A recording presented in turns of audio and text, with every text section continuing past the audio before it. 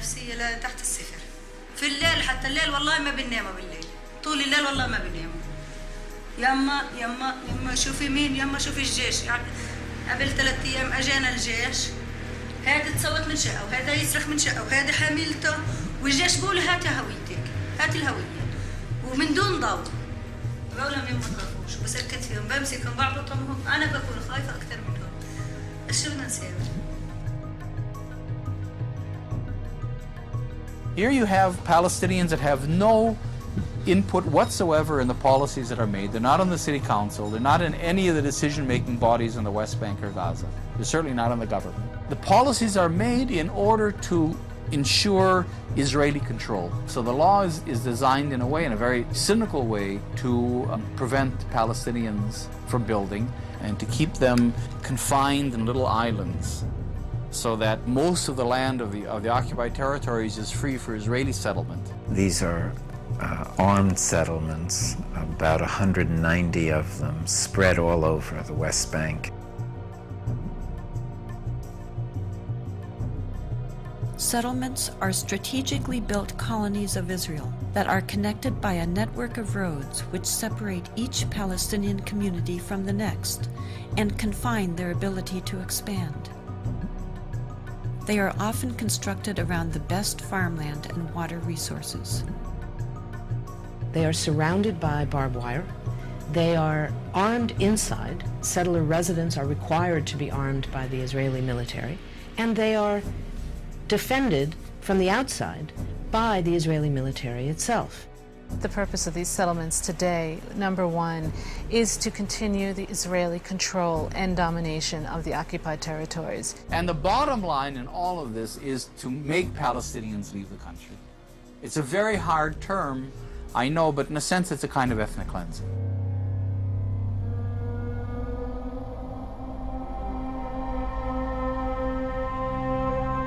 The Israeli government and the Israeli army is not dealing with people as equal. I mean, I think that that's the main problem, that Palestinians are not considered, are not perceived as equals to Israelis.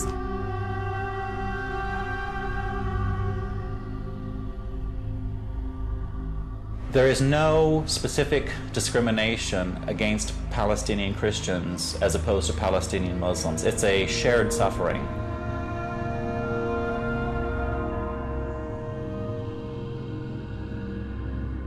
Christians see themselves very much a part of the Palestinian national movement. They identify with the Palestinian people as being their people.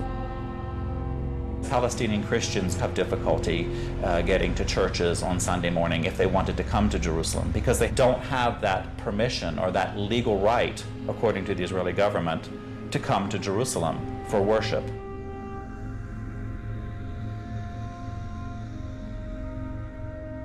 This I picked up in a home of a wonderful Christian family in Beit Jala. And this is the kind of armor-piercing weaponry that's being used against civilians, innocent civilians.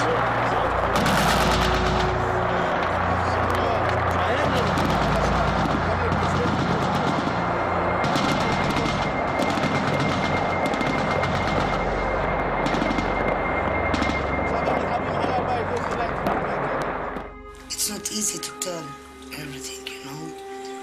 It's easy to say some words, but you can't tell how they feel. As everybody, I want my children to be happy, to live their right life as children. We just think about one thing. Where can I put my children while they are shooting?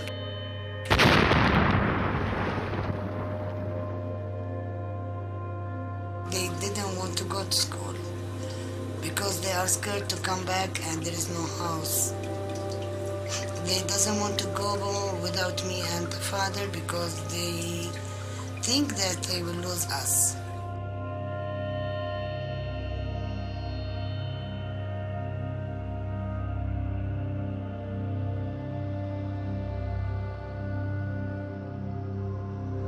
What about these children? Why they are going to the streets? They don't think, let's go to swim. Because I'm sure they have no right to swim now. Why? Because we are Palestinian. Thanks God. I don't imagine that there is a woman in all of the world can send her child or her man just go to die. Do you think we are working all of this life to give them something and to let them die in a minute? Can you?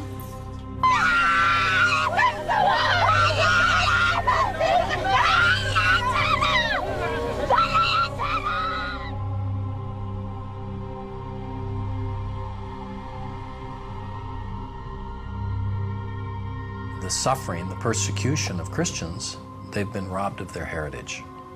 They've been robbed of their ancestral lands. They've been robbed of their culture. Some of the first converts to the teachings of Jesus were Palestinians. So that's how long Christians have been in that land. Their quarter, the Christian quarter, has been really, really decimated and taken over and sliced up.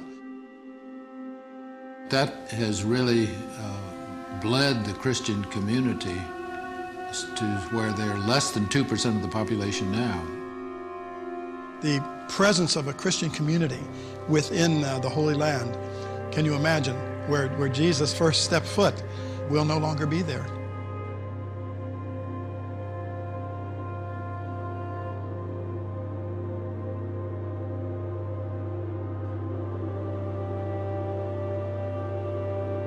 I know both from the moral sense and from the practical sense that the only way to stop the violence is to treat the root cause from which the violence has started.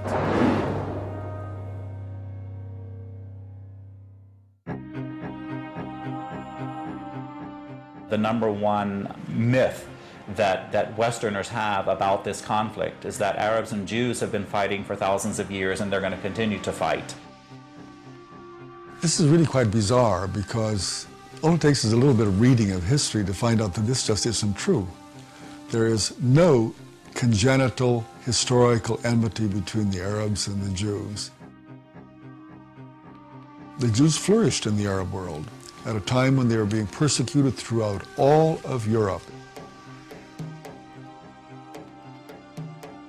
At the end of the 19th century, because of anti-Semitism in Europe, European Jews began to try and figure out a solution to the Jewish problem. A very small minority adhered to Zionism, the idea that the only place in which they could be safe is within a Jewish state. Zionist Jews actually had a design on the land of Palestine, the idea of creating a homeland for Jews in the land of Palestine. And this is really the beginning of the conflict. The mainstream Israeli Jewish society believed, because that's the way they had been educated, that Palestine was empty, had been empty when the Jewish settlers came there. Who paid the price when they settled there? Is it really true that Israel was a land without a people for a people without a land? Palestine was not empty. It was a land populated by Arabs who had a high level of culture, high level of education. With farms and markets and towns and villages and roads and commerce and lots of interaction with the rest of the world. The population was overwhelmingly Arab.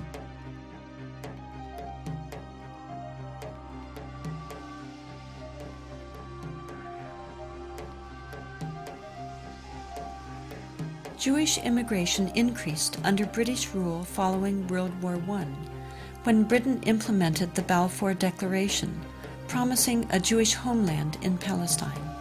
This measure conflicted with Britain's previous promise of self-rule for Arab inhabitants throughout the region. Britain was basically extremely supportive of the Zionist movement. It helped to establish all of the structures of a state.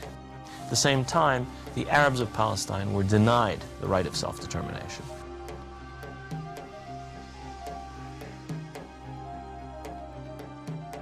The Palestinians saw a European power decide the future of a non-European territory, in flat disregard of both their presence and wishes. In the 1920s, as land was being stripped away from local residents, the first clashes between Palestinians and Jews began, and would continue on for years to come.